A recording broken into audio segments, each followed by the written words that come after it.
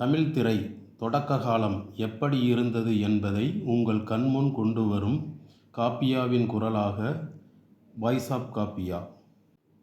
திரைப்படத்தின் வருகைக்கு முன்பு மாலை பொழுதுகளை இன்பமாக கழிப்பதற்கு நம் முன்னோர் பாரத ராமாயண கதை கேட்டல் தொடர்ச்சியாக பல நாட்கள் கேட்பார்கள்.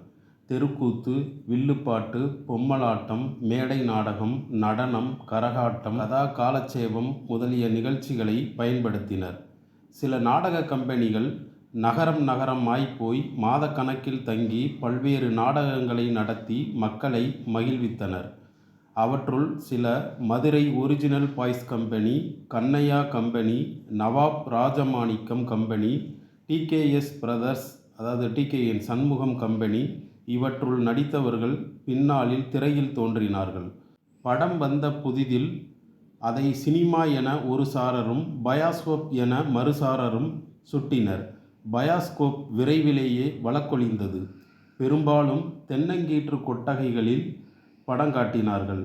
6 மாதத்துக்கு மட்டும் அரசு உரிமை தரும், பின்பு பிரித்துவிட வேண்டும். மக்களின் சுகாதாரத்தை கருத்தில் கொண்ட நடவடிக்கை இது.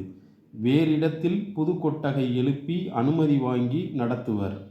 அது டூரிங் டாக்கீஸ் எனப்பட்டது. பேச்சு வழக்கில் கீத்து கொட்டாய், உரையாடல், பாட்டு எல்லாம் அக்கம்பக்க வீடுகளுக்கு துல்லியமாய் கேட்கும். தொலைவில் இருந்து சில ரசிகர்கள் வந்து கொட்டகை அருகில் அமர்ந்து கேட்டு மகிழ்வதுண்டு.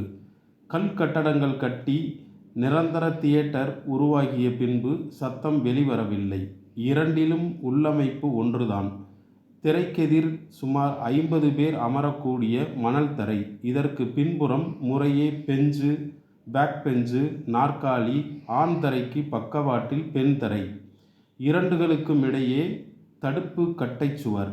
பெண்களுக்கு தரை மட்டுமே கதி. உயரத்தில் உட்கார அவர்களுக்கு வீட்டிலேயே அனுமதி இல்லை. முஸ்லிம் பெண்களுக்கோ படம் பார்க்கவே உரிமை கிடையாது. இஸ்லாமிய ஆண் வர்க்கம் தடை விதித்திருந்தது. கட்டணங்கள் 1 அணா, 2 அணா, 4 அணா, 6 அணா. கவுண்டரில் வாங்கிய டிக்கெட்டை உள்ளே கொண்டு போய் சீட்டு கிழிப்பவரிடம் தர வேண்டும். ஒவ்வொரு வகுப்புக்கும் தனி கிழிப்பாளர் இருப்பார்கள். அவர் கிழித்து பாதியை திருப்பி கொடுப்பார். அது சோதனைக்கு உரியது. பத்திரமாக வைத்திருக்க வேண்டும். பரிசோதகர் வந்து கேட்கும்போது அதை காட்டுவது அவசியம். சீட்டில் பாதி டிக்கெட் பரிசோதனைக்கு உரியது. வகுப்பு மாறி உட்கார்ந்தவரிடம் இரட்டிப்பு கட்டணம் வசூலிக்கப்படும் என்று அச்சடித்திருக்கும். மோசடிகளை தடுக்க இந்த ஏற்பாடு. 3 வயதுக்கு குறைந்த குழந்தைகளுக்கு கட்டணம் இல்லை. 4-5 வயது பிள்ளைகளை அம்மா, அக்கா தங்கள் இடுப்பில் தூக்கி வைத்து கொண்டு உட்புக முயல்வது உண்டு. விழிப்புடைய கிழிப்பாளர் கீழே இறக்கிவிட உத்தரவிட்டு சிறுவர்களின் உயரத்தை கவனித்து டிக்கெட் வாங்க சொல்லிவிடுவார். அதிர்ஷ்டம் இருந்தால் கும்பலில் கோவிந்தா போட்டு நுழைந்து விடலாம். ஒரே ப்ரொஜெக்டர் தான் பயன்படுத்தினர். ஒரு ரீல் முடிந்ததும் விளக்கொன்றை ஏற்றிவிட்டு அடுத்த ரீலை மாட்டுவர். 5 நிமிடம் ஆகும். தாமதமானால் சீட்டிகள் காதை துளைக்கும். போடுடா படத்தை என்ற உரத்த குரல் கட்டளைகள் பிறக்கும். அந்த நேரத்தில் சிறுவர்கள் முறுக்கு, பிஸ்கட், மிட்டாய், சோடாய், பாட்டு புத்தகம் முதலியவற்றை விற்பார்கள். இடைவேளை 1/4 மணி நேரத்தில் வணிகம் நடைபெறும். பெண்கள் பகுதியிலிருந்து சில சமயங்களில் கூச்சல் கிளம்பும். சிறு சிறு தகராறுகள். படம் ஓடிக்கொண்டிருக்கையில் கூட சண்டை நடக்கலாம். ஆண்களிடமிருந்து சத்தம் போடாம இருங்கடி என்ற உரத்த கண்டன குரல்கள் எழுந்து அமைதி உண்டாக்கும். மற்றபடி பெரும்பாலும் பரிபூர்ண நிசப்தம்தான். மக்களை கவர்ந்தெழுப்பதற்கு புது வழிகளில் விளம்பரம் செய்தனர். நாள்தோறும் பகல் வேளைகளில் ஒரு பார வண்டியில் அமர்ந்து கொண்டு வாத்தியம் ஒருவர் இசைக்க முனையில் உட்கார்ந்திருப்பவர் வழங்குகிற துண்டறிக்கையை பெரியவர்கள் எளிதாக பெறுவார்கள். சிறுவர்களோ அண்ணன்னே என்று கெஞ்சிக்கொண்டு கை நீட்டியபடி கொஞ்ச தொலைவு ஓடித்தான் வாங்க வேண்டும். அப்படி ஓடிய அனுபவம் எல்லோருக்கும் இருக்கலாம். துண்டறிக்கையில் படத்தின் பெயர், நடிகர்களின் பெயர்கள், முக்கிய பாட்டுகளின் தொடக்க அடிகளை குறித்து கேட்க தவறாதீர்கள் என்ற வாசகம் இடம்பெறும். வண்டியின் இருபுறமும் பெரிய விளம்பரத்தட்டிகள் கட்டியிருக்கும்.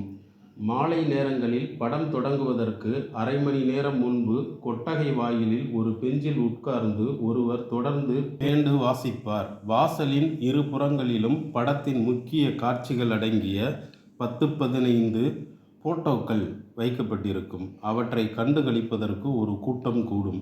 ஏற்கனவே படம் பார்த்தவர்களும் போய் போட்டோ பார்த்து தம் நினைவுகளை மலரச் செய்வார்கள். சில படங்களின் சீட்டுக்களை வெடியில் வைத்து வான வீதியில் பறக்க விடுவதுண்டு. நாளும் நேரமும் முன்கூட்டியே அறிவித்து விடுவர். டமார் என ஒரு சத்தம் எங்கிருந்தோ கேட்கும். அண்ணாந்து விண்ணில் அங்குமிங்கும் தேடினால் சிறு பாராசூட் ஒன்று பறந்து செல்வதை காணலாம். அதன் அடியில் தொங்கும் சிறு பையில் 2 டிக்கெட் வைத்திருப்பார்களாம். அது போகும் திசை நோக்கி விரட்டி கொண்டு ஓடுவோம். அது பாட்டுக்கு ஜாலியாய் காற்றில் மிதந்தபடி அப்புறமும் இப்புறமும் அசைந்து கொண்டு பயணிக்கும். அங்கு தடையுண்டோ அதற்கு? நாமோ குறுக்கிடும் வீடுகளின் மேலேறி ஓடுகளை மிதித்து நொறுக்கி கொண்டு விரைய முடியுமா? பக்கத்து தெரு வழியாய்த்தான் ஓட வேண்டும்.